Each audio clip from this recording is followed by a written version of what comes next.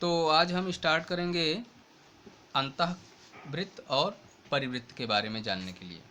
अंतःवृत्त क्या होता है? अंतःवृत्त इसका मतलब ये होता है किसी त्रिभुज के अंदर बनाया गया एक वृत्त, और परिवृत्त का मतलब होता है किसी त्रिभुज के बाहर से बनाया गया एक वृत्त। इसका कंस्ट्रक्शन, इसका निर्माण कैसे किया जाएगा, इसके बारे में आप जानेंगे। सबसे पहले हम किसी एक ट्रायंगल यानी त्रिभुज का निर्माण करते हैं। तो कोई भी एक ट्रायंगल ले सकते हैं, किसी भी नाप का हो सकता है, वो आपका समबाहु त्रिभुज, द्विसमबाहु त्रिभुज, विषमबाहु हो सकता है, किसी भी एंगल का हो सकता है। तो हम सबसे पहले एक ट्रायंगल बना रहे हैं। एक ये भुजा हमने खींची है, दूसरी हमने ये भुजा खींची,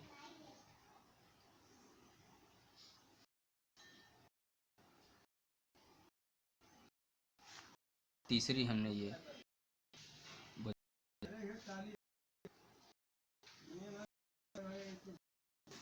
कैसे हमारे पास एक त्रिकोण हुआ ए बी और सी। हम बनाने जा रहे हैं अंतःवृत्त। अंतःवृत्त का मतलब है इन सर्कल। क्या? सर्कल।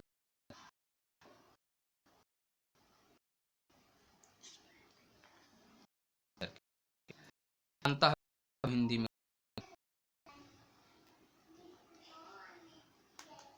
यानी एक वृत्त करना हो तथा जो इसकी तीनों साइडों से टच करता हो। तो इसको बनाने के लिए क्या होता है, आपके किसी दो कोण हम करते हैं। दो कोण ये हमारे ए सी ले लिया, हाफ करते हैं, मतलब करना बाइसेक्ट। कैसे किया जाता है?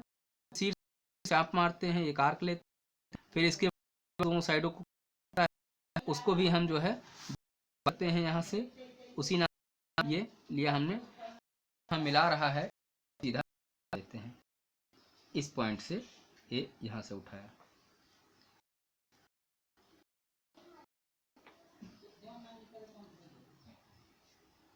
ये लीजिए। इसी तरीके से यही काम हम यहाँ भी करेंगे।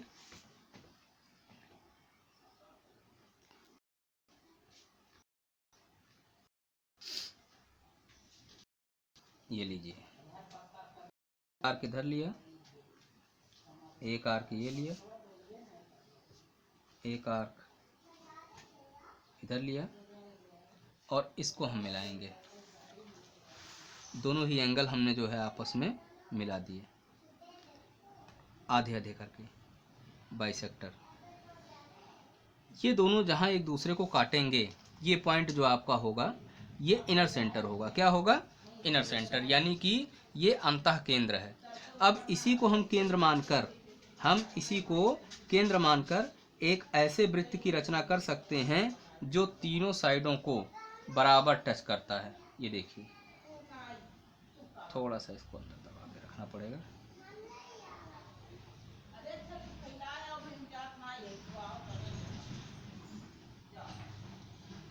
थोड़ा पेंसिल सही नहीं है, अरे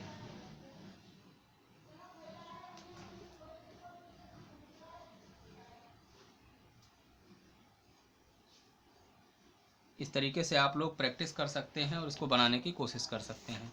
एक बार फिर से देखिएगा। तो सबसे पहले हमने एक ट्रायंगल बनाया ए बी सी, किसी भी नाप का। इसके बाद हम किसी दो कोणों का अर्धक करेंगे। अर्धक करने का मतलब होता है इसे दो भागों में, बराबर भागों की कोशिश करेंगे। तो हमने यहाँ से केंद्र लेकर एक आर्क इधर लगाया, जहाँ ये दोनों काटेंगे उसको दो आर्क और लगाए, जहाँ पर ये दोनों एक दूसरे को बाइसेक्ट करेंगे, यानी एक दूसरे को इंटरसेक्ट करेंगे, काटेंगे, उसे मिलाती हुई एक रेखा खींचे। इस तरीके से एंगल बी का हाफ हो गया। अब एंगल सी का हाफ करने के लिए भी हमने वही प्रोसेस अपनाया। इस तरीके से दोनों एक दूसरे को जहाँ पर काटेंगे उस पॉइंट को ओ हम ले लेंगे, और इसी ओ पॉइंट को हम सेंटर मानकर और किसी भी एक साइड से दूरी लेकर और उसमें हम इन सर्किल का निर्माण कर सकते हैं।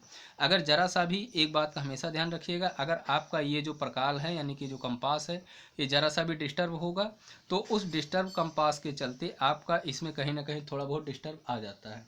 तो इसीलिए जो आपका कंपास है वो सही होना चाहिए, इधर उधर हिलना नहीं चाहिए, ये टाइट होना चाहिए, ढीला नहीं होना चाहिए, कि ताकि आप आर्क लगाते समय कभी घट जाए कभी बढ़ जाए, इन सब चीज़ों का ध्यान रखें।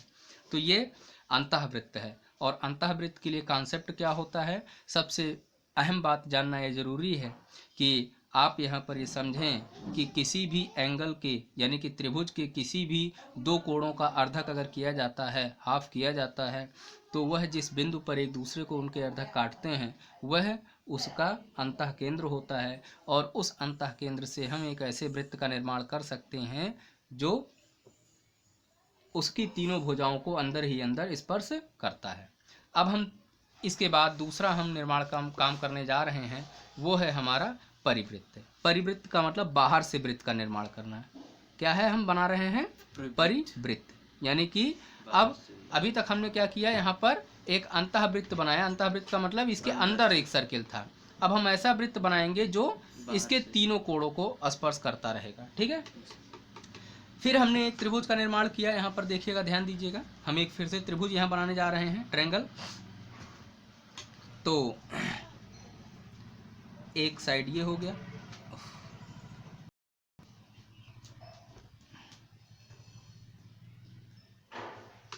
एक साइड ये हो गया, दूसरा साइड ये हो गया,